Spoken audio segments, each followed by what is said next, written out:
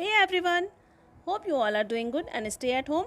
So here I'll be making an interesting craft using mirror frame. It was broken and I used the mirror in my other craft. You can check it on my channel or go through the I button. Now let's continue to the project, and before moving on, please like the video as there is a lot of effort behind the video and every likes motivates me to do more.